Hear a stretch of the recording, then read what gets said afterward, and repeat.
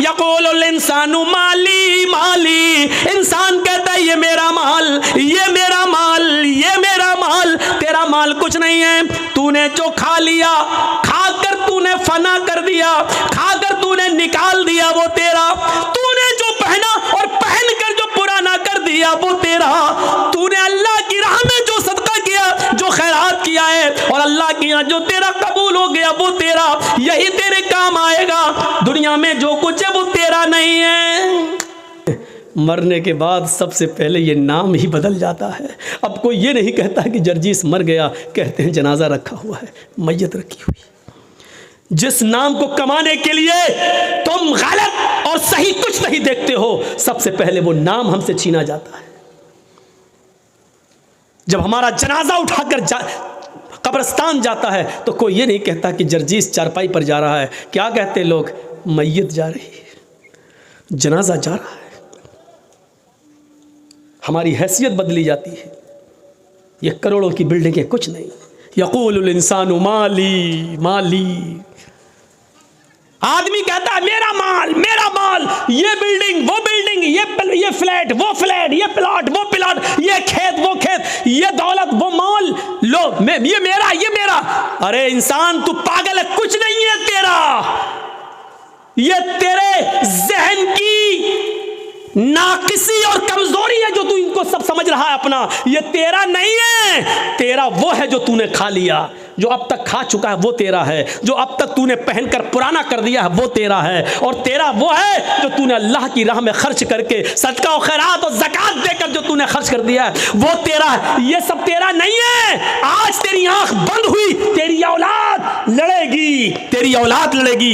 इतना हिस्सा मुझे, आगे का तू ले, पीछे का हम लें, अंदर का तू ले, बाहर का हम लें, रोड के किनारे का फ्लैट हम लेंगे, अंदर गांव के अंदर का तुम लोग लड़ेंगे। लोग हमने अपने बाप की मरते वक्त खिदमत की है, तुमने क्या किया है? तुम कहते हो मेरा मेरा मेरा, ये कुछ तुम्हारा नहीं है। आई यक़ूलुल इंसानु माली माली, इंसान कहता है ये मेरा माल, ये मेरा माल, ये मेरा माल। तेरा माल कुछ नहीं है, तूने जो खा लिया, खाकर तूने फना कर दिया, खाकर तूने निकाल दिया वो तेरा।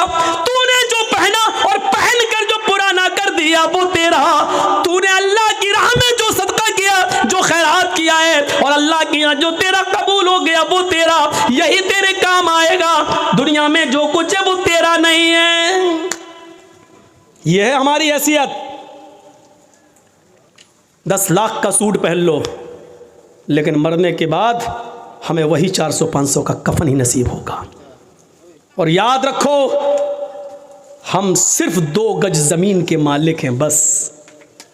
और मैं आपको पक्का यकीन दिलाता हूँ, पक्का यकीन दिलाता हूँ, उस 2 गज ज़मीन के मालिक आप ऐसे हैं कि आपके मरने के बाद भी वो 2 गज ज़मीन आपसे कोई नहीं छीन सकता है। बस जो मरने के बाद 2 गज ज़मीन जो आपकी है, जिसमें आपको जाना वही आपकी है और कुछ नहीं है। उस कब्र के अंधेरे को याद करो, उस कब्र के कीड़े और मकोड़ों को याद करो, उस कब्र की दहशत को याद करो, उस कब्र की हौलनाकी को याद करो। हज़रत उस्मान गनी के सामने जब जहन्नम के अज़ाब का जिक्र होता था तो नहीं रोते थे, लेकिन जब कब्र के अज़ाब का जिक्र होता तो इतना रोते कि रोते रोते दाढ़ी भीग जाती और आंसुओं से ज़मीन तर हो जाती। पूछा, जहन्नम के अज़ाब का खौफ आपको इतना नहीं है, नहीं रोते हो, और कब्र के अज़ाब का जिक्र सुनते हो तो रोते हो? क्या कहा? हाँ, इन्नल कब्र अव्वलु मंजिल मिन मनाजिल आखिरा, आखिरत की सीढ़ियों में से कब्र पहली सीढ़ी है। जो इस सीढ़ी से कामयाब हो गया वो सारी सीढ़ियों पर कामयाब हो जाएगा। जो इस पहली सीढ़ी पर फिसल गया फिर वो ऊपर तक नहीं चढ़ पाएगा। इसलिए मुझे इस पहली सीढ़ी की फिक्र होती है। हमें और आपको उस पहली सीढ़ी की फिक्र करनी चाहिए।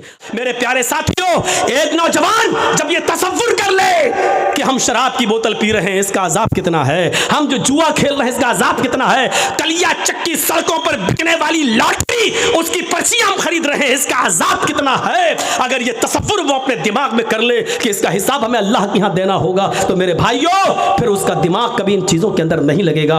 आज हम इसलिए दूर हैं इन तमाम चीज़ों से क्योंकि जहन्नम का खौफ और अज़ाब कब्र का डर नहीं है हमें और हमारे और आपके अंदर। इसलिए तसव्वुर कीजिए कि बादशाह ने क्या कहा था, पानी देख रहा गिर न जाए। अब वो कह रहा, बताओ कैसा लगा शहर? का तेरा बुरा हो, तूने शहर देखने के लायक ही कहाँ छोड़ा हमको। जो आदमी जहन्नम के अजाब से डर जाए और अल्लाह के अजाब के बारे में तसव्वुर कर ले, फिर वो आदमी दुनिया में क्या रह जाता है, उसको अच्छी लगेगी। ये दुनिया बहुत बूढ़ी हो चुकी है मेरे भाइयों, सुन लो। ये बहुत दिनों से, अल्लाह के रसूल को तो गए हुए 1400 साल हुआ है। नबी से पहले ईसा, और ईसा और नबी के दरमियान 500 साल का फासला, फिर ईसा से पहले कोई नबी, फिर उनके दरमियान फासला, और ऐसे लेते हुए चले जाओ हजरत आदम अलैहिस्सलाम तक। वहाँ के बाद से इस दुनिया को सोचो और सोच कर गौर करो कि ये दुनिया कितनी उम्र रसीदा हो चुकी है। लेकिन जब एक औरत बूढ़ी हो जाए तो रिश्ता नहीं आता है उसके पास। एक औरत बूढ़ी हो जाए तो उसको कोई देखने के लिए तैयार नहीं होता है मेरे भाइयों, क्योंकि वो बूढ़ी हो चुकी है। अब वो ना बच्चे पैदा करने के लायक रह गई है, ना शादी के लायक रह गई है। ये दुनिया जो इतनी बूढ़ी हो चुकी है, आए नौजवानों, ये दुनिया फिर हमें अच्छी कैसे लगती है? ये दुनिया फिर हमें गवारा कैसे हो जाती है? इस दुनिया को बूढ़ा समझकर हम इसको रिजेक्ट क्यों नहीं कर रहे हैं? ये दुनिया पुरानी हो चुकी है, फिर हम इस दुनिया के पीछे क्यों पड़े हुए हैं? अल्लाह के नबी ने फरमाया, इरतहलत दुनिया मुदबिरतन वरतहलतिल आखिरतु मुकबिलतन। लोगों, ये दुनिया पीठ दिखाती जा रही है, ये तुमसे मुंह फेरती जा रही है। वल आखिरतु मुकबिलतन, और आखिरत तुम्हारे पास आती जा रही है। आखिरत तुम्हारे पास आती जा रही है। यानी आप 40 साल के थे, आज 45 साल के हो गए।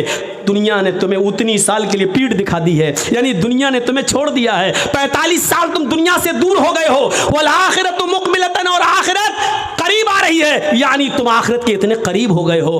5 साल के बाद तुम 50 साल के हो जाओगे। दुनिया 50 साल तुमसे दूर हो जाएगी और आखिरत तुमसे और करीब हो जाएगी 5 साल। तो क्या कहा? इरतहलत दुनिया मुदबिरतन, दुनिया पीठ दिखा रही है। दुनिया तुम्हें पीठ दिखाकर पीछे की तरफ भाग रही है, तुम्हें अकेला छोड़ती हुई जा रही है। वल आखिरतु मुकबिलतन, और आखिरत तुम्हारे करीब आती जा रही है। और इन दोनों में से हर एक की औलाद है, और इन दोनों में से हर एक की औलाद है, यानी दुनिया के भी बेटे हैं और आखिरत के भी बेटे हैं। दुनिया के भी बेटे हैं और आखिरत के भी बेटे हैं। कूनू अपना अल आखिरा वला तकूनू अपना दुनिया। वो लोगों, आखिरत की औलाद बनो, दुनिया की औलाद नहीं। लोगों, आखिरत के बेटे बनो, दुनिया के बेटे नहीं। लोगों, आखिरत की औलाद बनो, दुनिया की नहीं। ये वो दुनिया है, वो दुनिया जिसका तुम बेटा बनना चाहे तो ये बाप तुम्हें छोड़ देगा, लेकिन आखिरत ऐसा बाप है तुम्हारा जो तुम्हें हर हाल में लेकर रहेगा। लेकिन वहां आमाल चलेंगे, वहां ये नहीं देखा जाएगा कि तुम ओरिजिनल में किसके बेटे थे। यही बात तो अल्लाह के नबी जनाब मोहम्मद रसूलुल्लाह सल्लल्लाहु अलैहि वसल्लम ने कही थी। आए मेरी बेटी फातिमा, दुनिया में जो चाहे मुझसे मांग ले, दुनिया में जो चाहे मुझसे ले ले।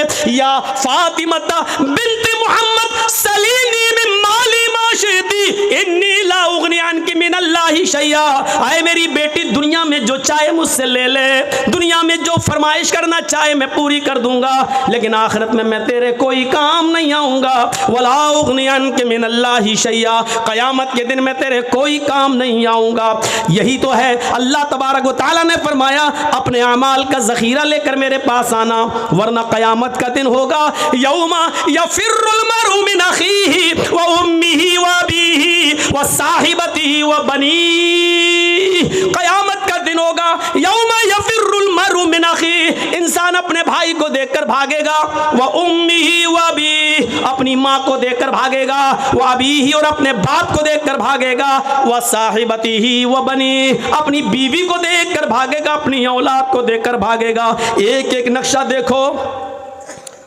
दुनिया में अगर आपके भाई को कोई भाई मार दे तो आप अपने भाई की मौत का बदला लेने के लिए अपनी जान को दांव पे लगा देते हो कि कमीने, तूने मेरे भाई का मर्डर कैसे किया। क़यामत का दिन होगा, वहां भाई भाई के लिए कुछ नहीं सोचेगा, सोचेगा ये मेरा भाई कहीं मेरे सामने ना आ जाए और कहीं मुझसे एक दो नेकी न मांग बैठे। यौमा यफ़िर्रुल मरउ मिन अख़ीही, कहीं मुझसे मेरा ये भाई एक नेकी का सवाल न कर बैठे, इसलिए भाई से भाई भागेगा। यौमा यफिर्रुल मरउ मिन अखीही व उम्मिही, वो माँ जिसकी तकलीफ आप बर्दाश्त नहीं करते हो, थोड़ी सी खांसती है तो आपको नींद नहीं आती है और आप सरकारी हॉस्पिटल में या प्राइवेट हॉस्पिटल में अपनी माँ का इलाज कराने के लिए फौरन दौड़ पड़ते हो। मेरे भाइयों, क़यामत के दिन आप अपनी माँ को देख कर भागेंगे कि मुझसे मेरी माँ एक नेकी न मांग बैठे, वो अभी, और अपने बाप को देख कर भागोगे कि मुझसे ये मेरा बाप कहीं एक नेकी न मांग बैठे, एक नेकी कहीं मुझसे न मांग बैठे। वह साहिबती वो बनी, और आपकी वो बीवी कि एक रात भी जिसको आप अपने से जुदा करना गवारा नहीं समझते, और वो बीवी जिसकी तरफ आप इतना इन्हिमाक और इतने मशगूल रहते हैं कि आपकी बीवी को कोई दूसरा देखे तो आप बर्दाश्त नहीं करते हैं। मेरे भाइयों, तसव्वुर करो कि ये बीवी हमारे सामने होगी क़यामत के दिन, लेकिन लेख देखने की जुर्रत ना होगी, बल्कि आदमी अपनी बीवी को देख कर भागेगा कहीं मुझसे मेरी बीवी एक नेकी न मांग बैठे। वह बनी, वो औलाद की रात में हल्का सा बुखार आ जाए, आपकी नींद उड़ जाती है, रात में डॉक्टरों के घरों के दरवाजों को नॉक करते हो, दस्तक देते हो। मेरे भाइयों, आप बच्चे की हल्का सा फीवर, उसका हल्का सा बुखार, हल्का सा टेम्परेचर आपकी रातों की नींद उड़ा देता है। क़यामत के दिन अपनी औलाद को देखकर भागोगे। ये मंजर को आप अपने सामने रखिए। उस बादशाह ने फकीर से यही तो कहा था कि जब तुम हमारे दो जल्लादों की तलवार की वजह से जब तुम हमारे शहर का मुआयना नहीं कर सके कि क्या है, इसी तरह मुझे मालूम ही नहीं कि दुनिया में क्या है। अल्लाह के अज़ाब का तसव्वुर हमारे दिमाग में हर वक्त रहता है। अल्लाह के दिमाग अज़ाब का तसव्वुर रहना चाहिए हर वक्त। आज मौलवी जर्जीस को भीगी हुई कुर्सी पर बैठना गवारा नहीं रहा, अपने हाथ से आज कुर्सी साफ करना पड़ रही है। ये चीज़ हमें क्या बता रही है कि इंसान को हर चीज़ के साथ समझौता करना चाहिए, हर चीज़ को अपने अंदर एडजस्ट करना चाहिए। मैंने अपने सभापति साहब जो है मौलाना मज़ाहिर साहब, उनके कान में ही कह दिया था कि आज मैं खड़े ही होकर बोलूँगा। मेरे भाइयों, हमें और आपको तसव्वुर करना चाहिए कि एक छोटी सी थोड़ी सी कुर्सी का भीगा पंजर जी साहब को गवारा नहीं है। अंदाज़ा लगाइए कि फिर जहन्नम की जांसोस तपिश कैसी होगी, अल्लाह का अज़ाब कैसा होगा। ये कौन सोचेगा। युहशरुन्नासु यौमल क़यामति हुफ़ातन उरातन गुरला। हज़रत आयशा फरमाती हैं क़यामत का दिन होगा कि लोग हुफ़ातन नंगे पैर होंगे, उरातन बिल्कुल नंगे जिस्म होंगे, उनके जिस्म पर कोई कपड़ा नहीं होगा। गुरला जैसे माँ के पेट से बच्चा पैदा होता है उसका खतना नहीं होता है, सब की सब कब्र से जब उठेंगे तो बगैर खतने के उठेंगे।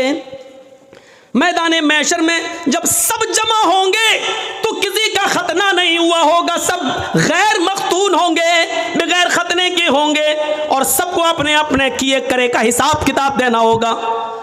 हज़रत आयशा कहती हैं अर्रिजालु वन्निसाउ जमीआ, आय अल्लाह के नबी क्या मर्द भी होंगे और औरतें भी होंगी। हाँ, यहाँ तो जलसे में भी लड़के निकल जाते हैं देखने के लिए। देखें कौन कितनी लिपस्टिक लगाए है, कौन कितनी क्रीम और पाउडर लगाए हैं। बहुत से जलसों में जाता हूँ, मेला लगता है, और जब तक जर्जीस साहब का नंबर नहीं आ रहा बाहर घूमते रहते हैं लोग, बिहार और हर जगह। आपके इलाके में भी यही हाल है। और उन लड़कियों के पीछे लड़के, अरे जिस जगह चूड़ी की और उसकी दुकान है वहाँ तुम क्या कर रहे हो भाई। जो खालिस लेडीज सामान बिक रहा है, जेवर बिक रहे हैं, चूड़ी बिक रही है, जहाँ जेंट्स का एक सामान नहीं, वहाँ तुम क्या कर रहे हो भाई। अल्फाज कड़वे ज़रूर हैं लेकिन सच हैं। अल्लाह की कसम ऐसा लगता है जैसे एक कुतिया के पीछे 10-10 कुत्ते भाग रहे हों। ये हाल हो जाता है। मैंने पहले ही कह दिया, अल्फाज सख्त ज़रूर हैं, कड़वे ज़रूर हैं लेकिन सच है। हज़रत आयशा कहती हैं रिजालु वन्निसाउ जमीअन, आय अल्लाह के नबी क्या उस मैदान महशर में मर्द भी होंगे औरतें भी होंगी। काला नाम, नबी अकरम का जवाब सुनो, हाँ मर्द भी होंगे औरतें भी होंगी, मर्द भी होंगे औरतें भी होंगी। इमाम कायनात ने जब ये कहा तो हजरत आयशा रोने लगी और रोते हुए कहने लगी, यंजुरु बाज़ुहुम इला बाज़, आय अल्लाह के नबी, क्या मर्द औरतों को और औरतें मर्दों को देख रही होंगी मैदान महशर में? क्या मर्द औरतों को और औरतें मर्दों को देख रही होंगी?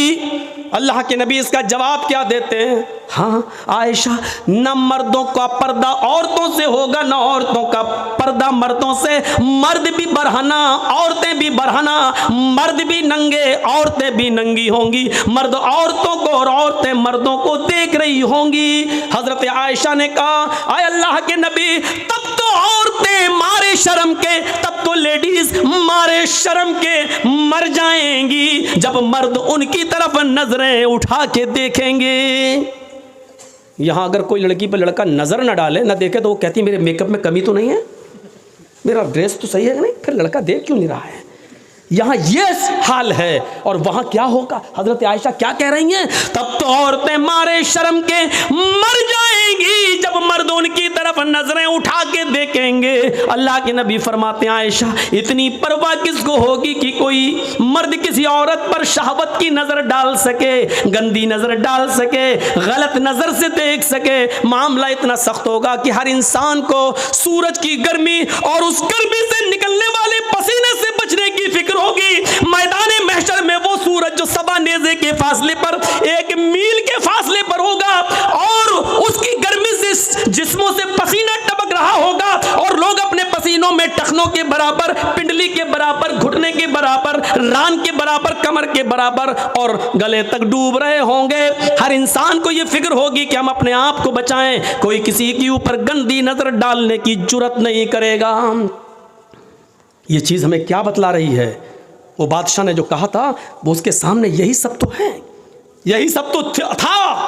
अल्लाह के नबी से किसी ने पूछा, आपकी उम्र 63 साल, 63 साल, इतनी ज़्यादा तो नहीं हुई है कि दाढ़ी के बाल सफ़ेद हो जाएं? आजकल तो 40 साल की उम्र में, 30 साल की उम्र में सफ़ेद होने लगते हैं। उसकी वजह यह है कि जो भी हम साबुन इस्तेमाल करना चाहते कर लेते हैं केमिकल वाला, जो शैम्पू लगा रहे हैं वो है, और जो तेल, जो भी ऑयल हम सर में डाल रहे हैं, इस वजह से आज इन केमिकल, वरना 60 साल की उम्र तक बाल कहाँ सफ़ेद होते हैं। तो मेरे भाइयों, अल्लाह के रसूल से साहबा ने कहा, आपके बाल उम्र से पहले सफ़ेद कैसे हो गए हैं? आपके ऊपर बुढ़ापा कैसे नजर आ रहा है? तो अल्लाह के नबी ने जवाब ये नहीं दिया था कि मेरी 4 बेटी है, ज़ैनब, रुक़ैया, उम्मे कुलसूम और फातिमा, मुझे इनकी शादी करना है, इनका घर बसाना है, इनके लिए लड़के देखना है। ये जवाब नहीं दिया था कि मुझे बेटियों की टेंशन है, मुझे बेटों की टेंशन है। अल्लाह के नबी ने इसका जवाब ये दिया था कि मुझ पर जो बुढ़ापा टाइम से पहले जो तुम देख रहे हो, बिफोर टाइम, जो बुढ़ापा मेरे अंदर देख रहे हो, जो ओल्डनेस मेरे अंदर देख रहे हो,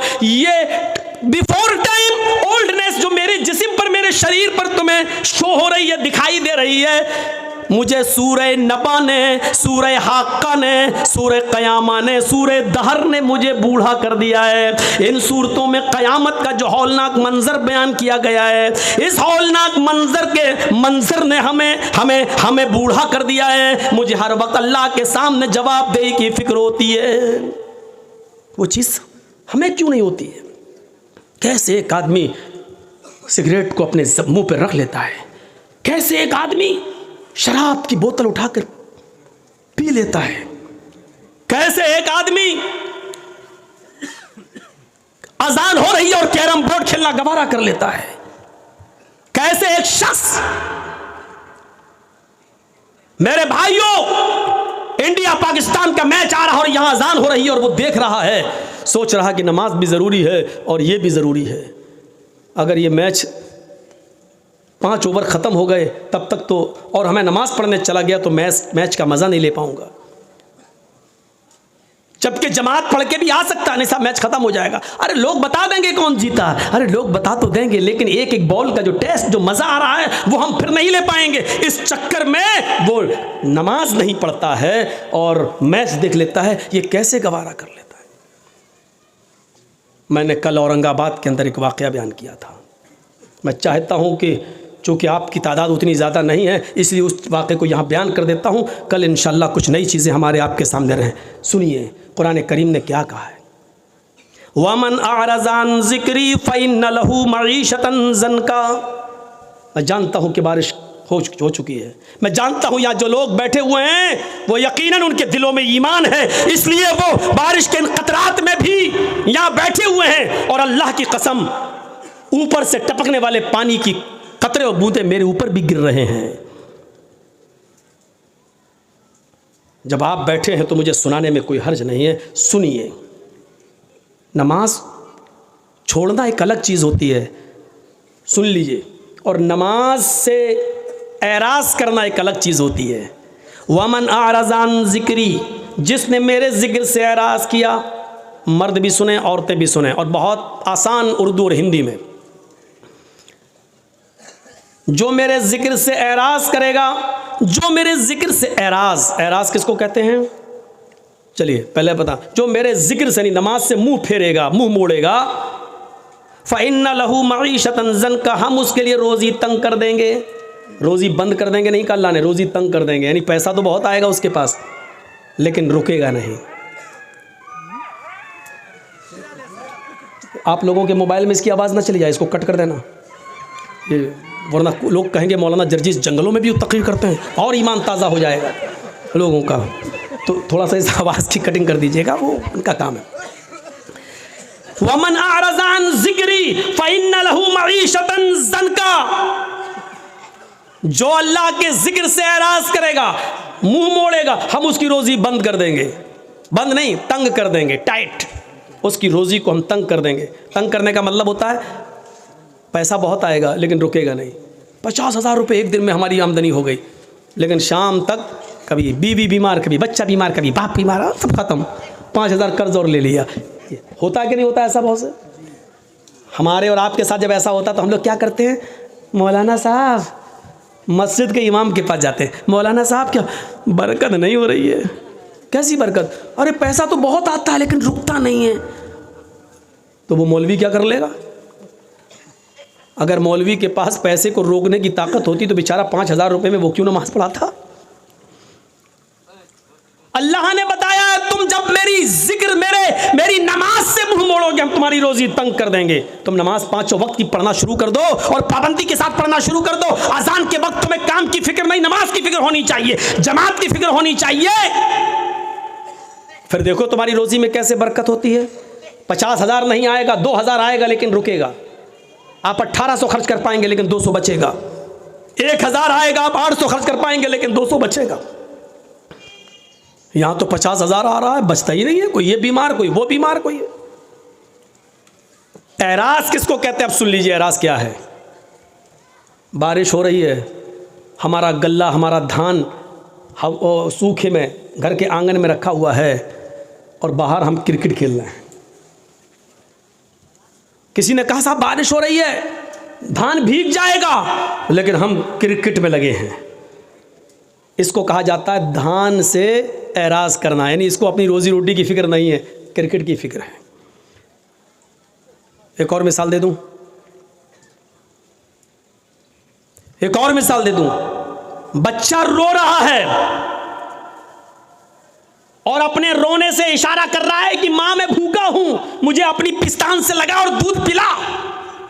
बच्चा रो रहा है लेकिन माँ को अपने बच्चे की फिक्र नहीं है, बल्कि टीवी में लगी हुई है और देख रही है सास भी कभी बहू थी। तो इसको कहा जाता है कि इसने बच्चे से एराज किया।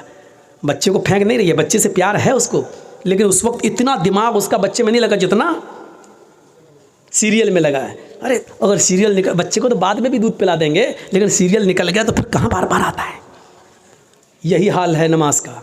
अजान हो रही है, नहीं मैच देख लूँ पहले, क्योंकि नमाज तो बाद में भी कज़ा कर लेंगे, लेकिन मैच निकल गया तो कहाँ रोज रोज आता है। ये चीज़, इसको कहते हैं नमाज से एराज। हमारा मकान जल रहा है और हम क्रिकेट खेल रहे हैं। कहा मकान जल रहा है, हमें फिक्र होनी चाहिए मकान को बचाने की। जो जल गया जल जाने दो, जितना बच गया कम से कम उसको पानी वानी डाल के उसको बुझाएं, लेकिन हमें उसकी फिक्र नहीं हो रही। हम क्रिकेट खेल रहे हैं, कैरम बोर्ड खेल रहे हैं। इस आदमी को कहा जाता है कि इसने एराज किया है अपने मकान से। अब आप समझ गए ना एराज किसको कहते हैं? जिस वक्त हमें जिस चीज़ की ज़रूरत है उससे दूर हो जाना और दूसरी चीज़ में लगे रहना जो गैर ज़रूरी है। अजान की आवाज़ आती है हय्या अलस सलाह, और हम उस वक्त मैच देख रहे हैं।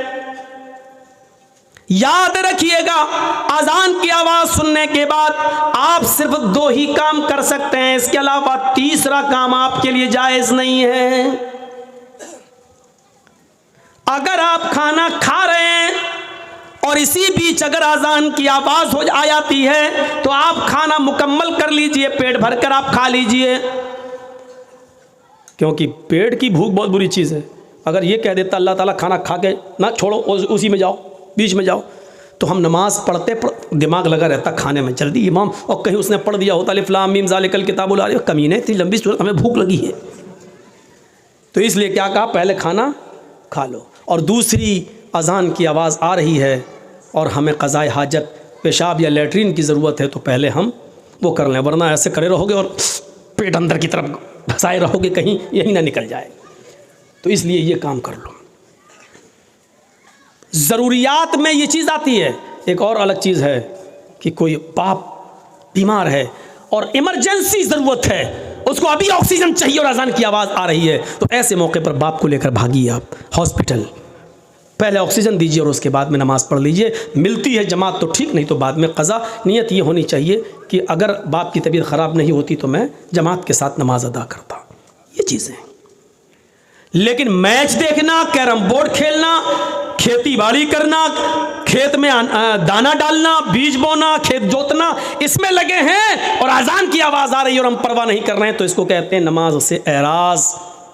वमन आरज़ान ज़िक्री फ़इन्न लहू मईशतन ज़नका, जो नमाज से एराज़ करेगा, जो हमारे ज़िक्र से एराज़ करेगा, हम उसकी रोज़ी को तंग कर देंगे। अब कल वाला वाक़या वो हमारे यूपी का वाक़या है, लौनी, गाज़ियाबाद से जो दिल्ली को एक सड़क जाती है बाई रोड, बीच में एक जगह पड़ती है लौनी, बहुत अमीर मुसलमान रहते हैं वहाँ पर, दौलतमंद लोग रहते हैं। सन 1995 के अंदर, 1995 के अंदर उस लौनी में 2 सगे भाइयों की शादी होना थी।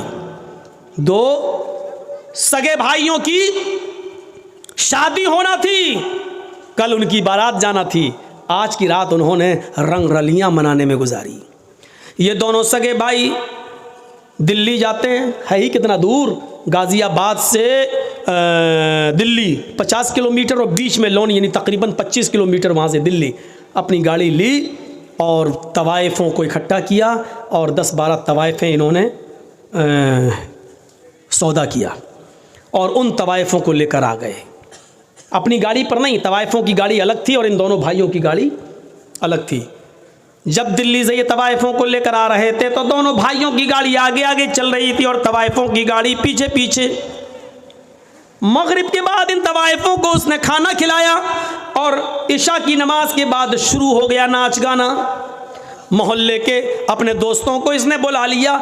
इसका घर खचाखच भरा हुआ था, म्यूजिक बज रही थी, ढोल ताशे बज रहे थे और तवाइफे भी अपने चड़क भड़क लिबास के अंदर, नी मुड़ियाँ आधी नंगी, वो तवाइफें अपने पैरों में घुंघरू पहने हुए, पायलें पहने हुए और उनकी छनकारें ज़मीन की ऊपर चलने लगी और उन तवाइफों के ठुमके मटकने लगे, उनकी कमर और उनके जिस्म अंगड़ाइयाँ लेने लगे और पूरी की पूरी रात नाच और गाने में गुजरती है। तवाइफें नाच रही हैं, गा रही हैं, नीमबर और अखलाक से गिरे हुए गाने भी वहाँ आ रहे हैं और ये अपने जिस्म की नुमाइश हो रही है, अपने फन का इजहार किया जा रहा है और ये शराब का दौर चल रहा है। नौजवान शराब पी रहे हैं, ये दोनों भाई भी शराब के नशे में चूर हैं और नाच गाने में मसरूफ़ हैं। देखिए अल्लाह के जिक्र से एराज़ करने का अंजाम क्या होता है। कैरम बोर्ड खेलने वालों सुनो, क्रिकेट मैच अजान की आवाज़ आने के बाद भी बंद न हो, सुनो। अपने काम और धंधों में मसरूफ़ रहने वालों और नमाज का जनाजा निकालने वालों सुनो। पूरी रात नाचो गाना चलता है, सुबह फजर की आज़ान की आवाज़ आने लगती है, जो इन दोनों भाइयों के घर से सिर्फ 200 कदम या 300 कदम की दूरी पर है। मुअज्जिन अजान दे रहा है, अल्लाहु अकबर अल्लाहु अकबर अल्लाहु अकबर अल्लाहु अकबर। मुअज्जिन अजान दे रहा है, मुअज्जिन की अजान की आवाज उन तवाइफों के कानों में भी टकराती है, उन तवाइफों के कानों में भी जाती है। यकबैक जैसी उन तवाइफों के कानों में अजान की आवाज जा गई, फजर की अजान की आवाज गई, उन तवाइफों ने अपने पैर रोक लिए, अपनी कमर रोक ली, अपना जिस्म नाचने से और अपनी जबान को गाने से रोक लिया, स्टॉप कर दिया, रुक गई वहीं पर। इन दोनों भाइयों ने देखा कि पायलों की छनकार और घुंघरुओं की आवाज बंद, और ये भी जो मटक रही थी और नाच रही थी, क्या हुआ? उन्होंने देखा, कहा ए क्या बात, क्यों स्टॉप क्यों हो गई हो, रुक क्यों गई हो? उन तवाइफों ने कहा अजान की आवाज आ रही है, मुअज्जिन अजान दे रहा है, इसलिए अजान के एहतराम में, अजान की इज्जत में हम रुक गए हैं। अजान हो जाने दीजिए, अजान हो जाने के बाद हम अपना काम शुरू कर देंगे। उन दोनों भाइयों ने कहा ये अजान तो दिन भर में 5 बार होती है, तुम तो रोज रोज नहीं आती हो, तुम तो बार बार नहीं आती हो, मुअज्जिन अपना काम कर रहा है, तुम अपना काम करो, चलो डांस करो, नाचो। इन दोनों तवाइफों ने कहा देखो हम भी मुसलमान, इन तवाइफों ने कहा हम भी मुसलमान हैं, माना कि हम बहुत गलत काम कर रहे हैं, लेकिन अजान की इज्जत हम करते हैं। अजान जब होती है तो हम कोई धंधा नहीं करते हैं, हम गलत काम रोक देते हैं, कम से कम थोड़ी देर की तो बात है। इन दोनों भाइयों ने कहा मजदूरी लेना या नहीं लेना है, पैसा लेना या नहीं लेना है। उन तवाइफों ने सोचा कि पूरी रात की मेहनत मजदूरी कहीं ये मार न ले, थोड़ा सा बहाना इसको मिल जाए तो कहीं ये गसब न कर ले, इसलिए कहने लगी। उन्होंने नाचना शुरू कर दिया। ये नाच और ये गाना अजान के वक्त भी होने लगा, उधर अजान हो रही है और इनके गाने चल रहे हैं। ये अजान भी गुजर गई, नाच गाना थोड़ी देर के लिए बंद हुआ, लेकिन इन दोनों भाइयों के इसरार पर फिर शुरू हो गया और सुबह के 7 बजे तक ये डांस, ये नाच, ये गाना चालू रहता है।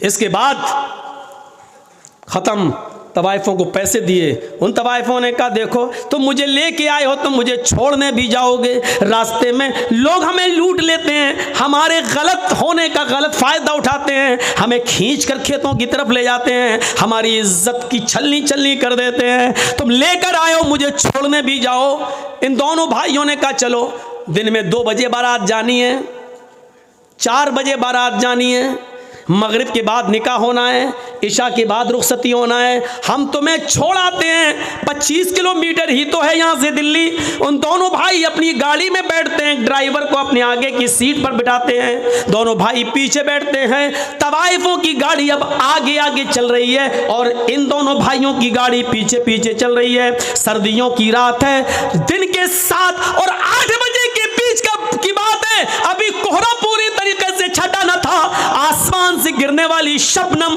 जिसको आपकी जबान में कोयसा कहा जाता है, अभी पूरी तरीके से छटा न था। किसी तरीके से तवाइफों के ड्राइवर ने गाड़ी सामने से आने वाले ट्रक से बचाते हुए गाड़ी को क्रॉस कर दिया है, लेकिन चूंकि इन दोनों भाइयों का ड्राइवर भी शराब के नशे में धुत था, उसने भी नाच देखा था, उसने भी गाना देखा था, वो सही से वो बैलेंस नहीं बना पाया और सामने से आने वाले ट्रक से इन दोनों भाइयों की गाड़ी टकरा जाती है।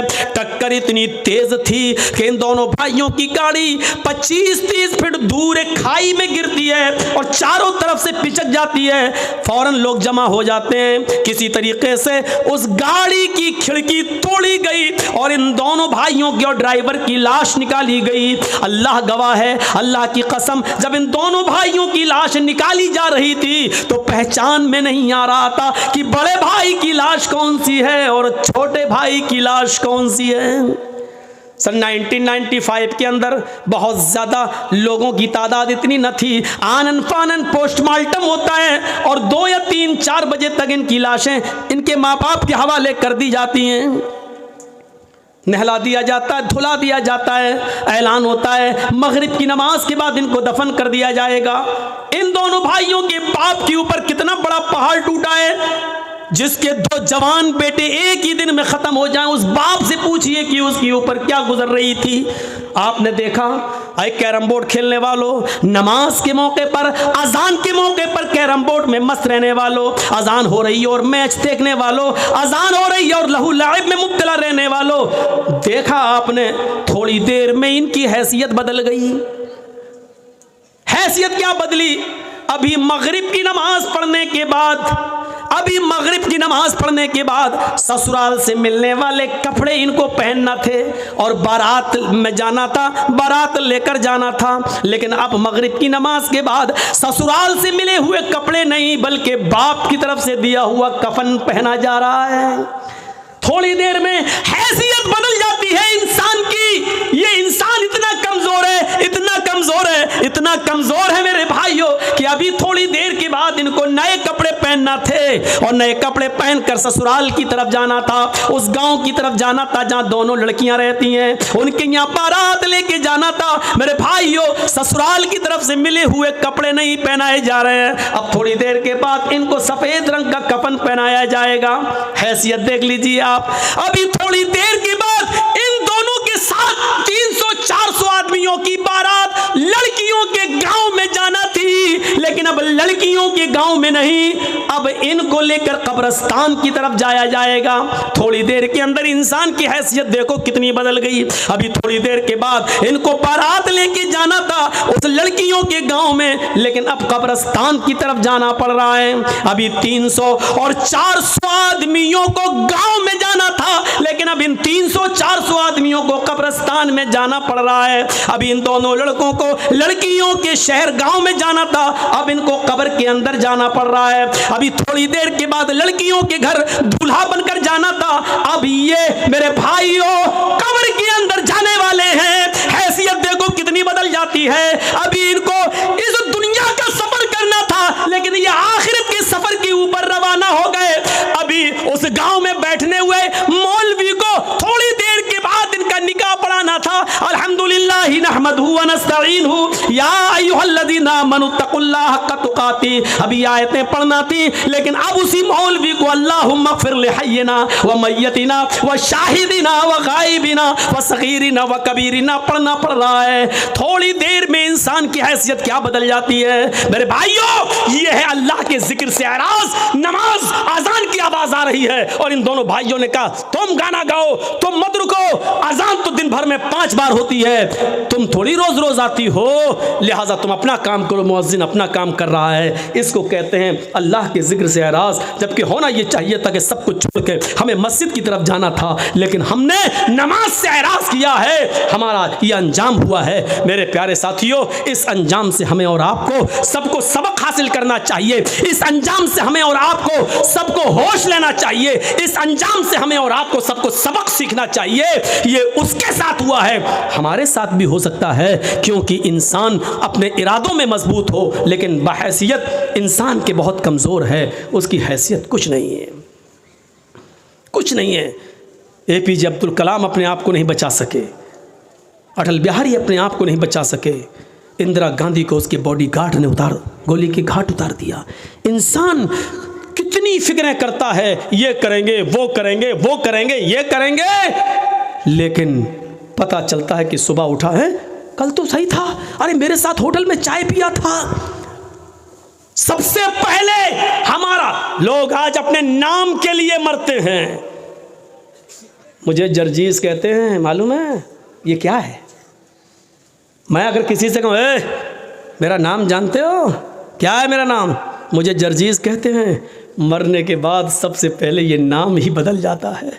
हमारे और आपके इख्तियार में कुछ नहीं है, ना हम किसी को मार सकते हैं, ना हम किसी को जिला सकते हैं। कैसे कह रहे हो मौलाना साहब, मौज़मपुर वालों का हाल नहीं मालूम है, रोज़ाना मारते हैं। नहीं, ये तुम्हारी गलत फहमी है। मारने वाला अल्लाह और जिलाने वाला भी अल्लाह। उसकी मौत का वक्त आ गया है, बहाना है कि फला ने मार दिया, वो एक अलग मसला है कि मारना चाहिए कि नहीं मारना चाहिए, वो पुरानी तकरीरें उठाकर देख लो और सुन लो, लेकिन मौत का वक्त उसका आ चुका था। सन 1951 का एक वाक़या सुनाता हूँ आपको। गोरखपुर में एक रेलवे स्टेशन है और छोटी लाइन गोंडा तक जाती है, गोरखपुर से गोंडा, गोंडा से गोरखपुर। छोटी लाइन, गोरखपुर से एक ट्रेन चल रही है और उसको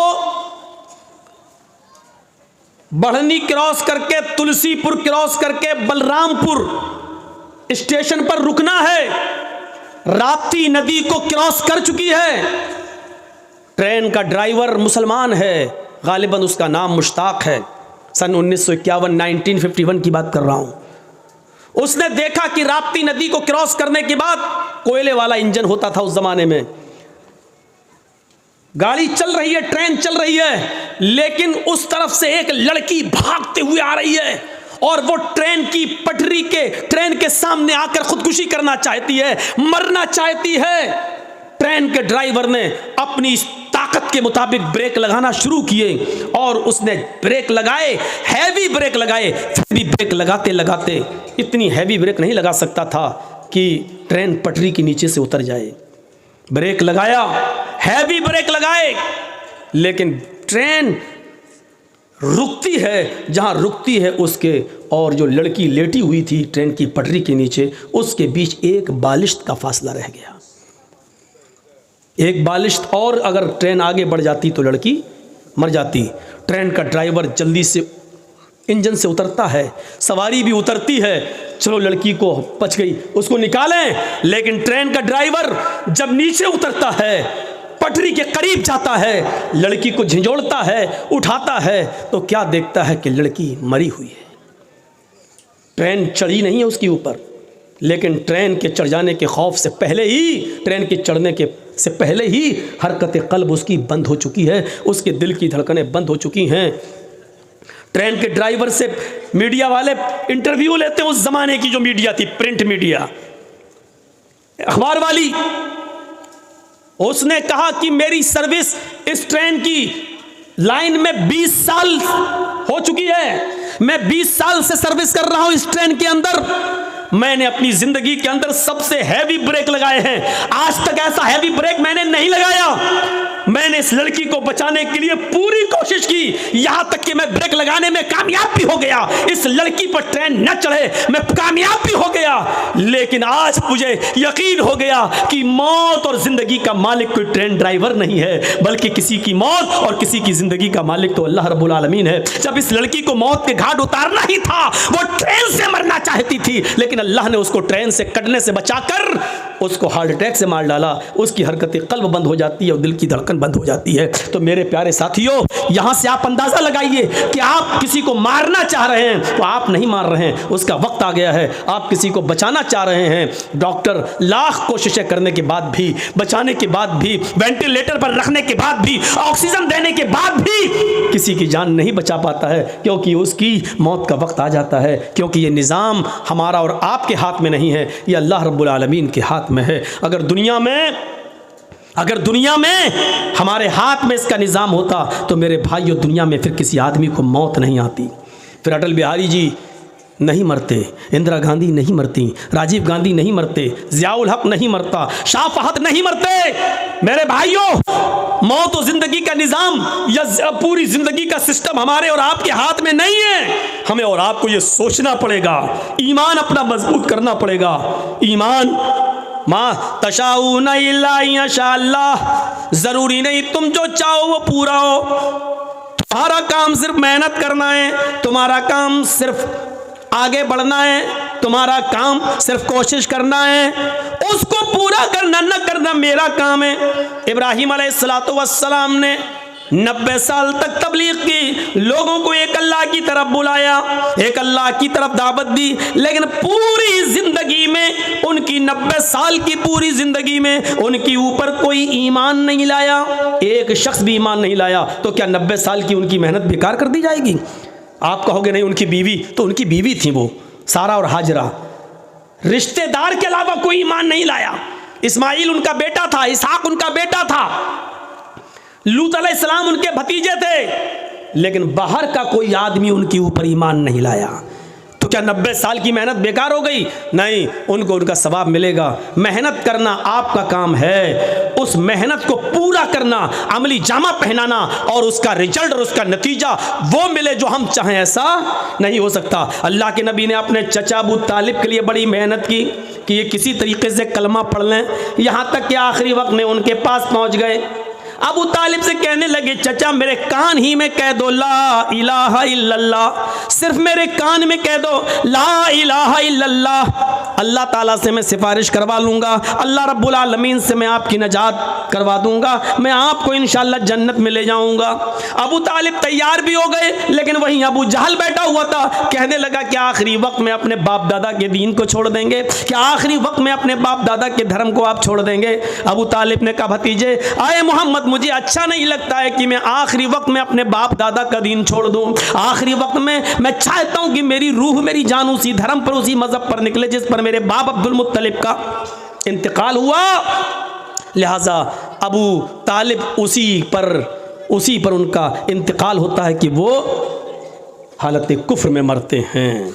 फिर अल्लाह के नबी ने एक बार उनके लिए दुआ भी की, क्या है चचा, मैं जब तक जिंदा हूं आपके लिए दुआएं मग़फ़िरत करता रहूंगा, क्योंकि मेरे दीन के काम में आपने बहुत ज़्यादा मदद की है, मुझे सहारा दिया है। लेकिन अल्लाह ताला ने मना कर दिया, आए मोहम्मद सल्लल्लाहु अलैहि वसल्लम, अगर 70 मरतबा भी 70 बार भी अगर तुम अपने चचा अबू तालिब के लिए दुआएं मग़फ़िरत करोगे तो मैं तुम्हारी दुआ को कबूल नहीं करूँगा। उनका इंतकाल कुफ्र पर हुआ है, लिहाजा वो जहन्नम में जाएंगे। तो मेरे भाइयों, नबी ने मेहनत की लेकिन नहीं ईमान लाए, नहीं ईमान लाए तो ये ज़रूरी नहीं है कि हम जो चाहें वो पूरा हो। ईमान अपने अंदर ताज़ा कीजिए।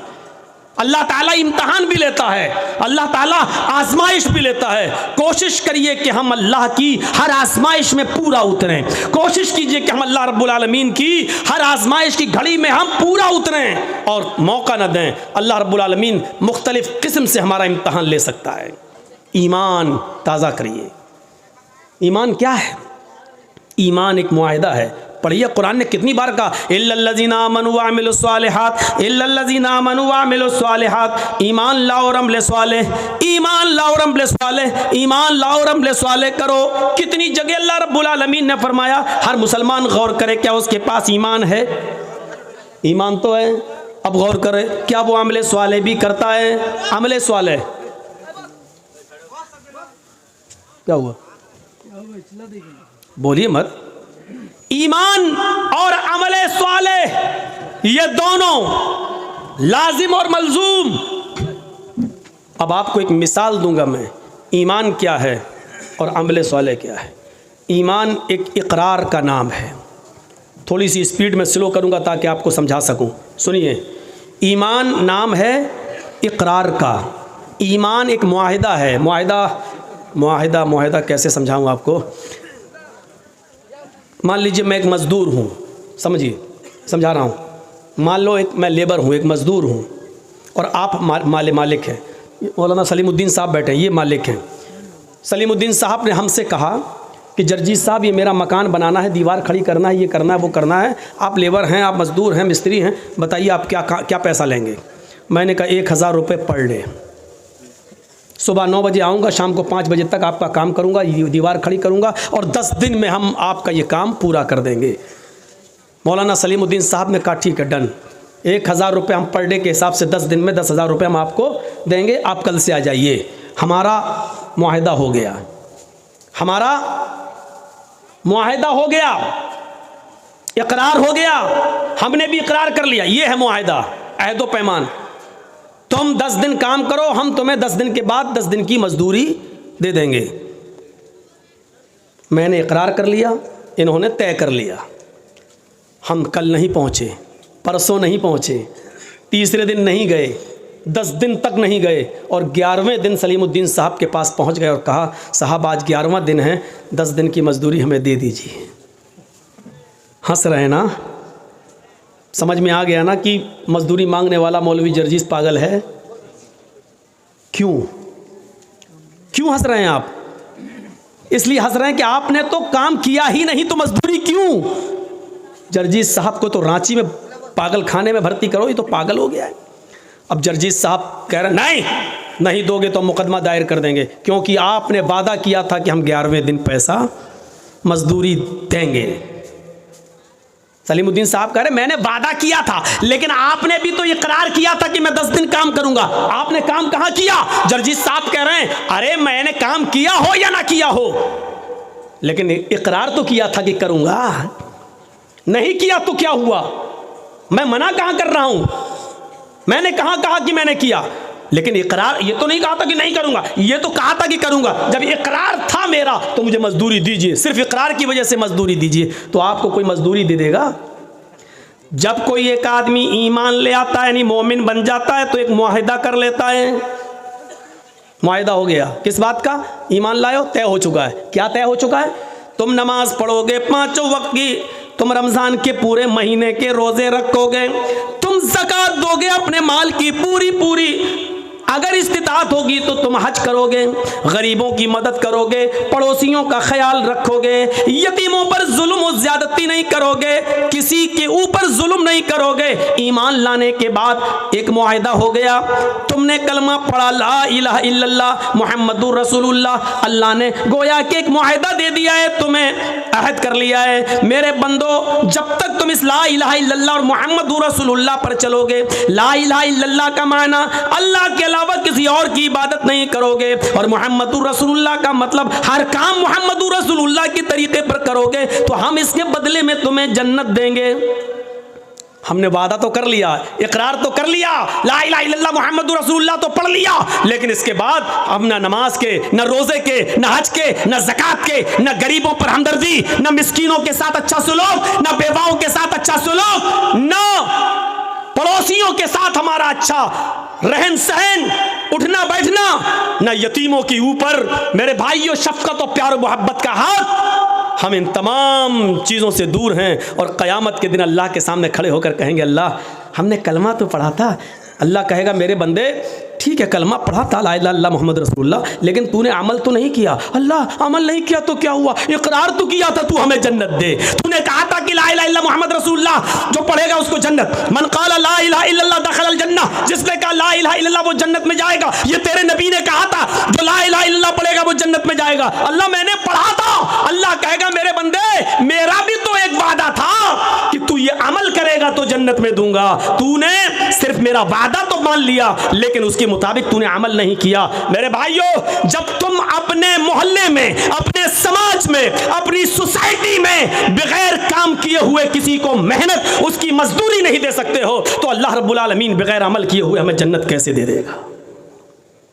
जर्जीस साहब मिसाल तो बड़ी अच्छी दे रहे हो, लेकिन अमल कौन करेगा?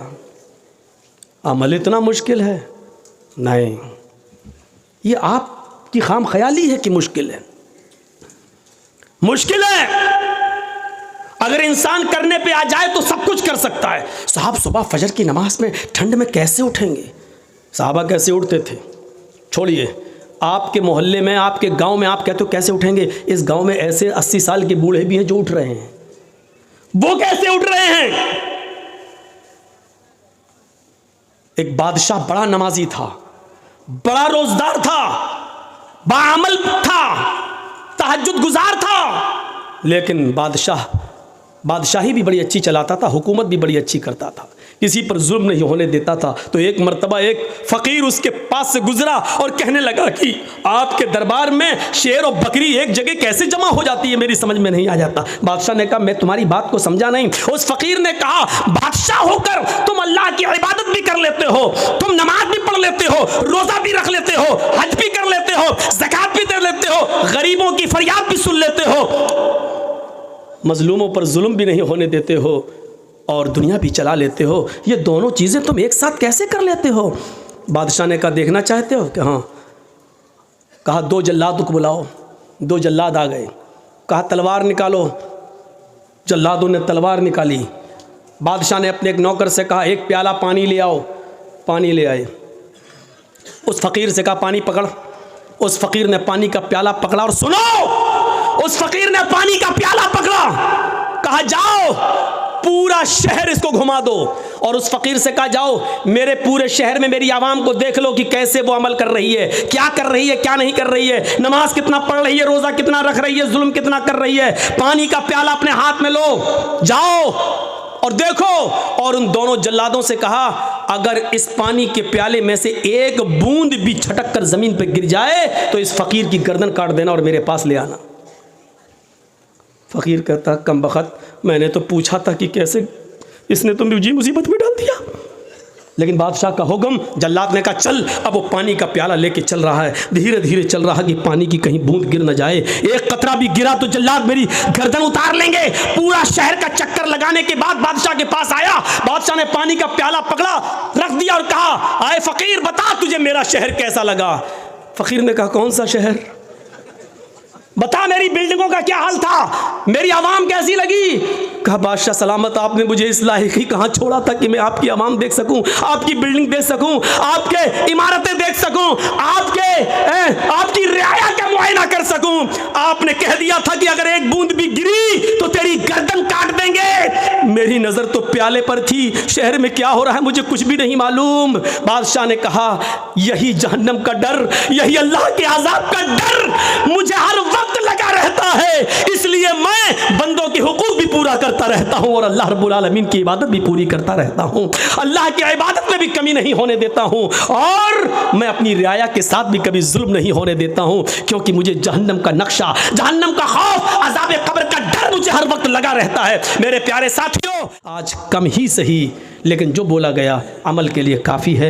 अपनी आक़िबत को संभालो, अपनी आखिरत को संभालो और फिक्र करो और कल मुस्तैद होकर तैयार होकर आओ, क्योंकि इंशाअल्लाह आज की कसर कल अगर ज़िंदगी रही तो हम पूरी करेंगे। अल्लाह रब्बुल आलमीन से दुआ है कि बार इला हमारी ख़ताओं को माफ़ फरमा दे, हमारे गुनाहों को बख्श दे, हम जमीन मुसलमानों पर रहम फरमा और अल्लाह हमें क़यामत के खौफ से बचा ले। अल्लाह हमें क़यामत के दिन के आने से पहले तैयारी की तौफ़ीक़ अता फरमा। जब तक तो हमें ज़िंदा रख, इस्लाम पर ज़िंदा रखना, और जब हमारा खात्मा हो तो ईमान पर हमारा खात्मा फरमाना। वमा अलैना इल्लल बलागुल मुबीन व आखिरु दअवाना अनिल हम्दुलिल्लाहि रब्बिल आलमीन। अस्सलामु अलैकुम व रहमतुल्लाहि व बरकातुहू।